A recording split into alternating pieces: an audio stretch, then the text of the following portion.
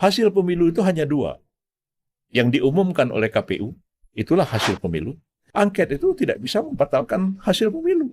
Angket itu tidak bisa membatalkan hasil pemilu. Bukan hasil pemilunya, angket itu tidak akan mengubah keputusan KPU. Soal apakah siapa yang boleh diangket itu ya pemerintah. Pemerintah dalam hal ini terkait kebijakan-kebijakan. Kalau pihak tidak puas, dia challenge ke MK. Kalau pihak tidak puas, dia challenge ke MK.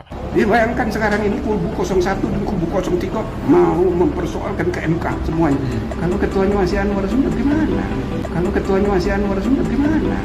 Kalau dia tidak men-challenge ke MK, berarti pengumuman hasil akhir pemilu itu final. Pertanyaan besarnya adalah, mengapa harus menolak?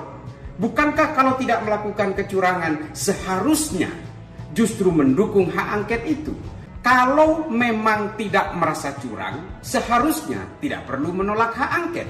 Kalau memang tidak melakukan kecurangan, hak angket juga tidak perlu dirisaukan. Hak angket itu hak DPR untuk melakukan penyelidikan terhadap satu dugaan pelanggaran yang dilakukan oleh pemerintah. Kalau ada kaitan dengan pemilu, boleh. Kan kebijakan kemudian dikaitkan dengan pemilu, tapi yang diperiksa tetap pemerintah. Pemerintah kan bisa bilang, kenapa kami diangket? Kan yang melaksanakan pemilu kan KPU. Kalau ketua KPU dan Bawaslu itu tidak bisa diangket. Yang bisa diangket pemerintah. Undang-Undang Dasar 45 mengatakan KPU adalah sebuah lembaga negara yang mandiri, independen. Pemerintah nggak ikut campur. Presiden ada cawe-cawe nggak? Misalnya begitu kan? Ada cawe-cawe apa enggak? Silakan aja diselidiki. Kalau ini mau dibuktikan, saya harus jujur mengakui ini sangat mudah untuk membuktikannya. Presiden tidak patut lagi menjadi presiden karena telah melakukan perbuatan tercela. Bagaimana mungkin hasil ini diakui kalau presiden sendiri telah terbukti melakukan perbuatan tercela, melakukan cawe-cawe dalam proses penyelenggaraan pemilu. Kalau mau digunakan istilah pidana, presiden adalah intelektual dader, pelaku utama yang merekayasa semua ini. Dugaan saya angket itu mulai dari pembentukan, pembacaan, pengusulan angket, pembacaannya di paripurna. Kalau disetujui misalnya ya, dibentuk panitia angketnya sampai melakukan tugas, pemanggilan segala macam. Itu 8 bulan nggak akan selesai. Hak angket adalah hak dari para wakil rakyat yang ingin mempertanyakan terhadap keberlangsungan pemilu kemarin. Ada tuduhan kecurangan, ada yang mengatakan tidak ada kecurangan, sehingga hak angket ini kemudian menjadi pro dan kontra.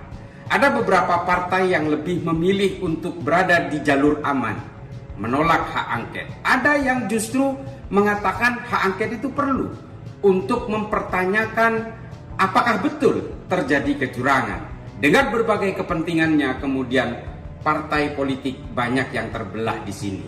Ada yang menuduh hak angket ini diajukan oleh partai-partai yang dinyatakan kalah dalam pemilu, terutama dukungannya terhadap Pilpres. Hak angket pada dasarnya adalah keinginan dari banyak orang atas tuduhan kecurangan dalam pemilu. Artinya begini, kalau memang tidak merasa curang, seharusnya tidak perlu menolak hak angket. Kalau memang tidak melakukan kecurangan, hak angket juga tidak perlu dirisaukan. Maka kemudian hak angket ini menjadi penting selaku wakil rakyat yang teridentifikasi ke dalam partai-partai politik untuk menjawab pertanyaan banyak dari kalangan rakyat yang justru menganggap bahwa pemilu kemarin telah terjadi kecurangan-kecurangan secara terstruktur, sistematis, dan masif. Sebenarnya ada beberapa hal yang memang sudah terlihat secara kasat mata. Misalnya ada beberapa surat suara yang sudah tercoblos, ada intimidasi dari aparat terhadap beberapa kepala desa, ada berbagai tindakan-tindakan yang justru memaksa orang untuk mencoblos partai tertentu atau paslon tertentu. Nah, ini yang kemudian harus dielaborasikan ke dalam suara-suara yang meminta pertanggungjawaban pemerintah dan juga KPU selaku penyelenggara pemilu. Artinya, hak angket ini adalah hak dasar dari rakyat untuk mempertanyakan apakah betul terjadi kecurangan. Ini sebenarnya yang tidak pernah bisa dipahami. Namun dari paslon tertentu terutama dan beberapa parpol tertentu yang tergabung dalam dukungan terhadap paslon 02 misalnya sebagai pemenang Pilpres, tentu saja mereka akan menolak itu. Pertanyaan besarnya adalah mengapa harus menolak? Bukankah kalau tidak melakukan kecurangan seharusnya justru mendukung hak angket itu? Alasannya macam-macam. Ada yang bilang demi stabilitas negara. Ada juga yang mengatakan supaya arah bangsa ini terus lurus menuju tegaknya demokrasi. Kalau memang kecurangan ini dianggap sebagai cara untuk melawan terhadap arah lurus gerakan bangsa dalam hal demokrasi, lalu demokrasi itu sendiri akan diartikan seperti apa? Karena hak berdemokrasi adalah ketika seseorang mempertanyakan dalam satu kontestasi demokrasi ada tuduhan kecurangan, itu adalah juga bagian dari demokrasi. Kalau kita mau berbicara demokrasi, maka kita juga berbicara tentang kebebasan untuk bertanya dan kebebasan untuk menjawab, kebebasan untuk berekspresi dan kebebasan untuk menyuarakan kecemasan-kecemasan dan kekhawatiran. Tidak perlu ada yang ditakuti dari hak angket. Maka seharusnya hak angket adalah bagian dari cara berdemokrasi di dalam ruang-ruang negara yang sebenarnya sudah diatur dalam konstitusi negara ini. Tidak perlu ada yang dicemaskan.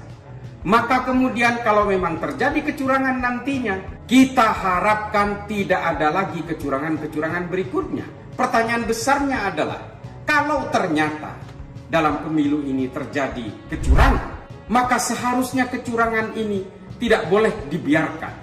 Karena kalau kecurangan ini dibiarkan terjadi, maka kecurangan-kecurangan berikutnya akan terus dilakukan dan kekuasaan akan terus mempertahankan kekuasaannya dengan kecurangan-kecurangan berikutnya.